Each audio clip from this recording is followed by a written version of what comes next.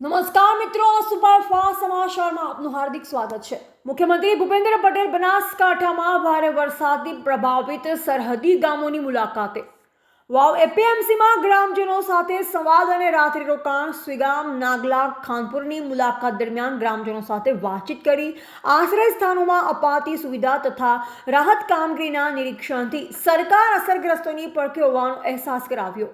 સુઈગામમાં ઉચ્ચ અધિકારીઓ સાથે સમીક્ષા બેઠક યોજી અસરગ્રસ્ત વિસ્તારોમાં સ્થિતિ ઝડપે પૂર્વવત કરવા માર્ગદર્શન આપ્યું। વિધાનસભા અધ્યક્ષ શંકરભાઈ ચૌધરી અને ઉદ્યોગ મંત્રી બળવંતસિંહ રાજપૂત અસરગ્રસ્ત વિસ્તારોની મુલાકાતમાં મુખ્યમંત્રી સાથે જોડાયા। મુખ્યમંત્રી ભૂપેન્દ્ર પટેલે ભારે વરસાદ પ્રભાવિત બનાસકાંઠા જિલ્લાના સુઈગામના અસરગ્રસ્ત વિસ્તારોની જાત મુલાકાત લઈ સમગ્ર સ્થિતિનો જાયજો મેળવ્યો હતો। મુખ્યમંત્રી ગુરુવાર બપોરે સુઈગામ પહોંચ્યા અને સુઈગામ સામૂહિક આરોગ્ય કેન્દ્રના આશ્રય સ્થાનમાં આશરો લઈ રહેલા પૂર અસરગ્રસ્તો સાથે વાતચીત કરી તેમને અપાતી સગવડ તેમજ પૂરથી થયેલા નુકસાનની વિગતો જાણી અને સરકાર આ પૂરની પરિસ્થિતિમાં તેમની પડખે હોવાનો અહેસાસ કરાવ્યો। મુખ્યમંત્રીએ સુઈગામમાં વરસાદી પાણી ભરાયેલા વિસ્તારોમાં અને જલોત્રા સબસ્ટેશન પણ ગયા અને વરસાદથી ઊભી થયેલ સ્થિતિની અવગત થયા હતા।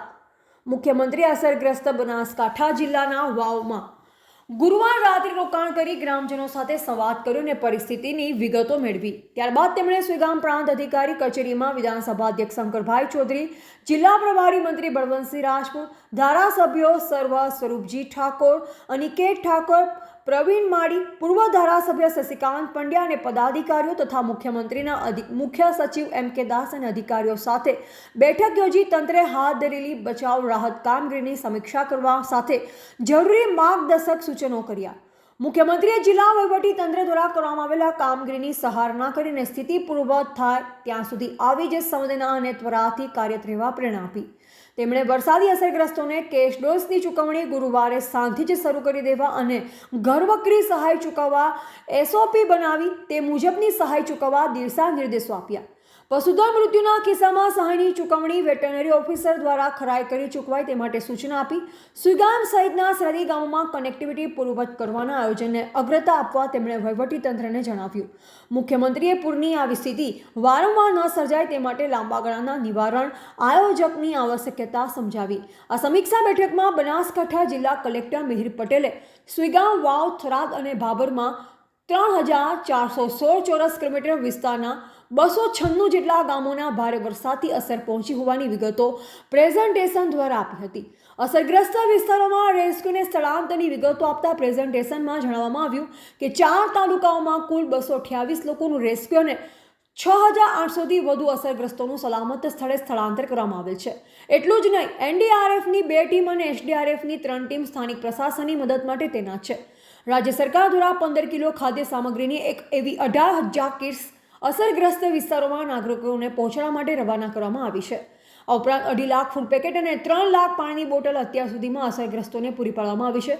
અસરગ્રસ્ત તાલુકાઓમાં બધા જ સબસ્ટેશનમાં વીજ પુરવઠો કાર્યરત છે અને 213 ગામોમાં વીજ પુરવઠો અસર પડી હતી તે દુરસ્ત કરી 181થી વધુ ગામોમાં પુરવઠો પૂર્વવત થઈ ગયો છે। પાણી પુરવઠાની વિગતો આપતા જિલ્લા કલેક્ટર મિહિર પટેલે જણાવ્યું કે અસરગ્રસ્ત 4 તાલુકામાં 295 ગામો પૈકી 167 ગામોમાં પાણી પુરવઠો પુનઃ શરૂ કરી દેવામાં આવ્યો છે અને બધા જ ગામોમાં પીવાનું પાણી મળે તે માટે યુદ્ધના ધોરણે કામગીરી ઉપાડવામાં આવી છે। અસરગ્રસ્ત ગામોમાં વરસાદના પાણીના કારણે રોગચાળો બીમારી ન ફેલાય તેની આરોગ્યલક્ષી તકેદારી સાથે 207 મેડિકલ સર્વેલન્સ ટીમ કાર્યરત કરી 7600 ઉપરાંત ક્લોરીન ટેબ્લેટ 1040 જેટલા ઓઆરએસ પેકેટ્સનું વિતરણ કરવામાં આવ્યું તેમજ હાઉસ ટુ હાઉસ આરોગ્યલક્ષી સર્વે કામગીરી પણ સત્વરે પૂર્ણ કરવા તંત્ર પ્રતિબદ્ધ છે। વિધાનસભા અધ્યક્ષ શંકરભાઈ ચૌધરીએ પાણીનું ક્લોરિનેશન મૂળ સોર્સથી જ કરાવી વિતરણ વ્યવસ્થાની હિમાયત કરી। મુખ્યમંત્રી સુઈગામની તેમની મુલાકાત બાદ મોડી સાંજે થરાદ તાલુકાના નાગલા અને ખાનપુર ગામોમાં અસરગ્રસ્તોની મુલાકાતે પહોંચ્યા અને આ વિસ્તારોમાં ભરાયેલ વરસાદી પાણીના નિકાલ માટે સ્થાનિક લોકો સાથે ચર્ચા કરી માર્ગદર્શન પૂરું પાડ્યું। સુપરફાસ્ટ સમાચાર સાથે હાર્દિક સિંહ રાજપૂત, થરાદ।